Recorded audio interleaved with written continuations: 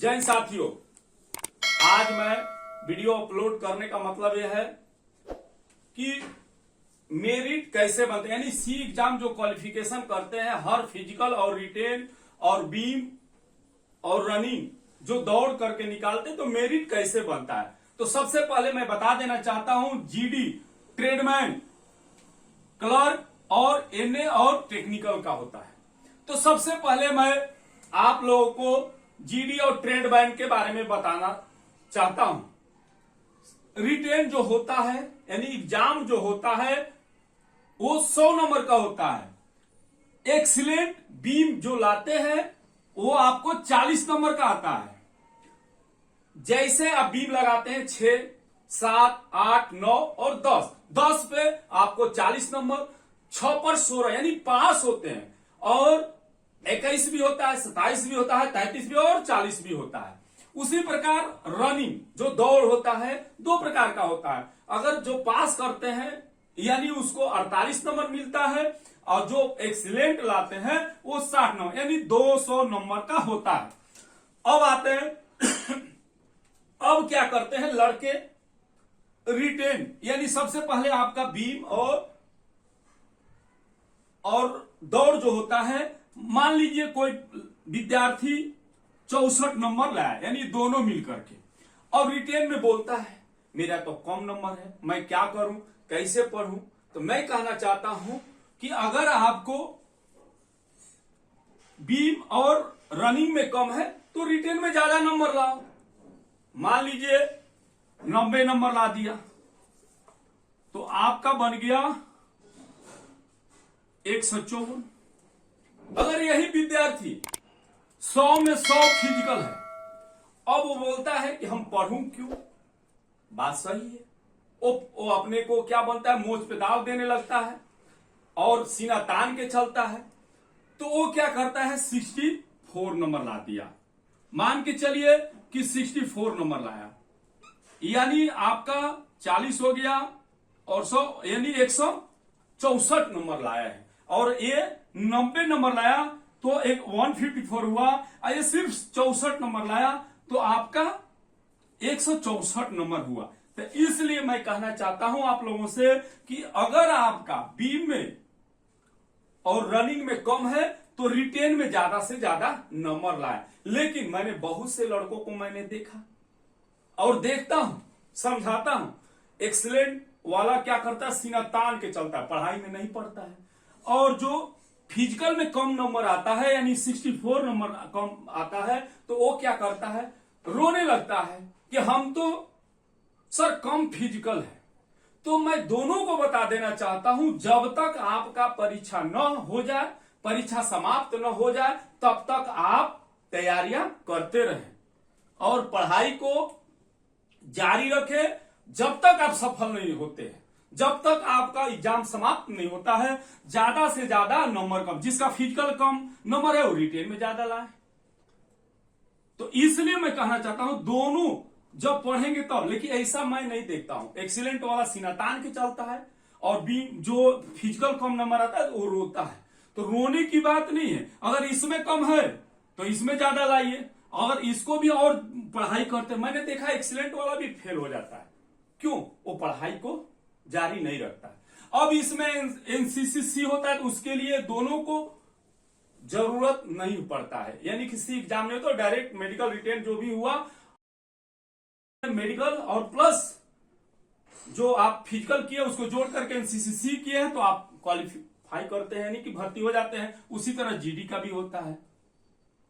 अगर आपका NCC B है तो उसमें इसमें 10 नंबर जुड़ जाएगा, इसमें भी अगर हमें एनसीसी बी है तो 10 नंबर जुड़ जाता है। यानी 18 क्वेश्चन। ब्लैक बोर्ड छोटा है क्योंकि ये मेरा ऑफिस का है, क्लास बंद है, आपको मालूम है। तो जो है 18 नंबर करते हैं तो यानी क्वालिफाई करते हैं, सिर्फ पास होते हैं, यानी रिटेन में पास होते हैं, तब जाके मेरिट में फाइट करते हैं। अब आते हैं तो इस प्रकार के जीडी और ट्रेडमैन में, तो मैंने देखा हूं कि लड़का क्या करता है कि मेरिट जिसका फिजिकल में कम नंबर है वो रिटेन में तैयारी नहीं करता, रोने लगता है कि मैं क्या करूं, वो मेरा कम है। कोई बात नहीं, आप इसमें तो रिटेन में तो तैयारी करो, ज्यादा से ज्यादा नंबर लाए और लाओ और पढ़ो। और जिसका फिजिकल में भी ज्यादा नंबर है वो सीना तान के चलने लगता है। तो मैं दोनों से अनुरोध करूंगा कि ज्यादा से ज्यादा पढ़ाई करें। ट्रेडमैन में फिजिकल वाइज जो होता ही होता है, उसमें कलर का अब बताऊंगा, लेकिन थोड़ा इसमें एक बाकी है, आपका कुक का है, उसका अलग मेरिट बनता है। एनए का जो होता है उसको बाद में बताता हूं। उसके बाद क्या होता है आपका मसालची, वेटर, वो अलग अलग प्रकार का मेरिट बनता है। अब उसमें यानी कि अलग अलग होता है, उसमें जाएंगे तो ब्लैक बोर्ड रहता है बड़ा, तो मैं आपको बताता हूं। लेकिन इस तरीके से तो मैं अनुरोध करना चाहता हूं सभी विद्यार्थी से कि अगर आप का फिजिकल कम नंबर है तो रिटेन में ज्यादा से ज्यादा नंबर लाए। अगर आपका फिजिकल में ज्यादा है तब पर भी आप पढ़ाई को जारी रखें और पढ़ते रहे। अब आते हैं क्लर्क में। तो क्लर्क में 200 नंबर का होता है, 25-25 क्वेश्चन, यानी एक क्वेश्चन 4 नंबर का होता है। इसमें एक क्वेश्चन 2 नंबर का होता है।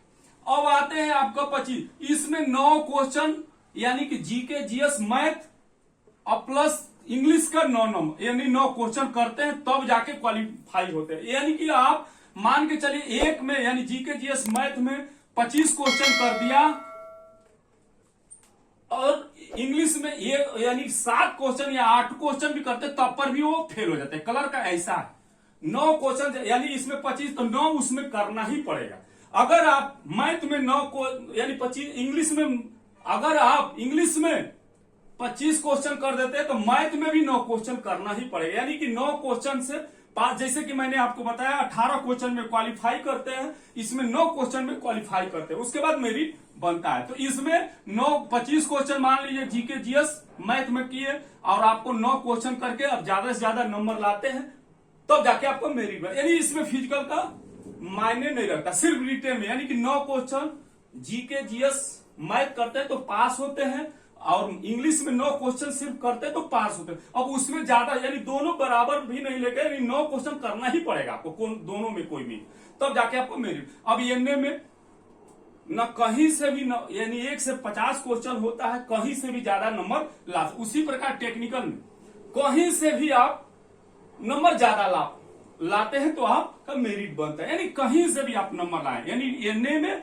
और टेक्निकल में। सिर्फ क्लर्क में ही ऐसा है, बहुत सारे लड़के पूछते हैं सर मेरे क्वेश्चन मैथ में ज्यादा नंबर ला दिया तो ऐसा नहीं, ऐसा कतई नहीं। सिर्फ क्लर्क में है 9 क्वेश्चन पास करते हैं, 9 क्वेश्चन है करना ही पड़ेगा। और 9 क्वेश्चन इसमें किए तो इसमें 25 का 25 मारे तब पर भी उसका नंबर जुड़ जाता है। अगर इसमें आपने इसमें 9 नंबर ज्यादा 9 नंबर से ज्यादा लाते हैं तो अब जुड़ता है, यानी 9 नंबर से कोई भी एक मैथ में हो या इंग्लिश में हो, अगर कम क्वेश्चन करते तो आप फेल माने जाते। इसलिए इसमें करना पड़ता है। आपको जीके, जीडी और ट्रेडमैन के बारे में बता दिया, कलर का भी बता दिया, आप एनए और टेक्निकल। ब्लैक बोर्ड छोटा था इसलिए मैंने आपको ज्यादा नहीं समझा पाया, तो इसलिए मैंने सभी से अनुरोध करना चाहता हूं जीडी और ट्रेडमैन फिजिकल कम नंबर है तो ज्यादा नंबर रिटेन में लाइए, और जो इसका एक्सीलेंट है वो भी ज्यादा से ज्यादा पढ़ाई करे। कलर का भी तैयारियां करते रहे, एनए का भी और टेक्निकल का भी, आपको सब बता दिया गया है। गलत क्वेश्चन को नहीं करना, मैंने आपको बताया था। अब घर में तैयारियां करते रहिए और आपको जो भी बताया है जीके, जीएस, मैथ, रीजनिंग, और इसमें आते हैं टेक्निकल में तो केमिस्ट्री भी होता है, और एनए में जाते हैं तो बायो थोड़ा पूछता है, तो आपको सब बताया। ओमार शीट पे टेस्ट आप देते रहिए, और जीके, जीएस, मैथ जो भी आपको रीजनिंग जो बताया गया उसको पढ़ाई को जारी रखिए, पढ़ते रहिए, और नहीं तो एक दिन पछताओगे। आप 99% फौज के अंदर दाखिला कर चुके। Powerful people make places powerful.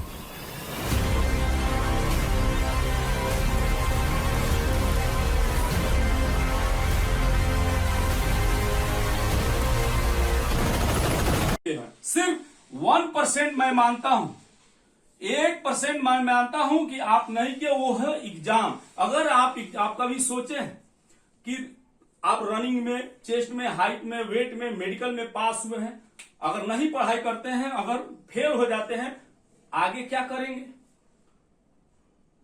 हो सकता है आपका ओवर एज हो जाएंगे, हो सकता है आप मेडिकल में भी फेल हो सकते हैं, कभी सोचा है? इसलिए आप पढ़ाई को जारी रखें। लहरों से डरकर नौका पार नहीं होती, और कोशिश करने वालों को कभी हार नहीं होती। नन्ही चिड़ी जब दाना लेकर चढ़ती है, चढ़ती दीवारों पर 100 बार फिसलती है। मन का विश्वास रगों में साहस भरता है, चढ़कर गिरना, गिरकर चढ़ना न अखरता है। आखिर उसकी मेहनत बेकार नहीं होती, और कोशिश करने वालों को कभी हार नहीं। जो कोशिश आपने किया है, जैसे दौड़ में किया है, बीम में किया है, उसी प्रकार पढ़ाई में भी कोशिश करना है। पढ़ते रहो, इसमें कोई हिस्सा नहीं ले सकता है ना आपका भाई, आपका परिवार। एक ऐसा पढ़ाई है, इसमें कोई हिस्सा नहीं ले सकता है। इसलिए मैं कहूंगा कि पढ़ाई को पढ़ते रहो, अंधविश्वास में ना आओ। आपने देखा होगा जो नेट का परीक्षा हुआ था, उसमें चीटिंग चल रहा था और उसको परीक्षा को रद्द कर दिया गया। क्या हुआ? कितना तैयारियां किए सब लड़के, लेकिन वो सब रद्द हो गया। इस प्रकार अंधविश्वास में मत जाओ। पढ़ाई को अपना घर में पूरा तैयारियां करते रहो। 2 घंटा सुबह, 2 घंटा शाम, अगर हो सके ज्यादा से ज्यादा पढ़ाई को पढ़ते रहिए और पढ़ाई को बरकरार रखिए जो पढ़ाया गया। जय हिंद, जय भारत।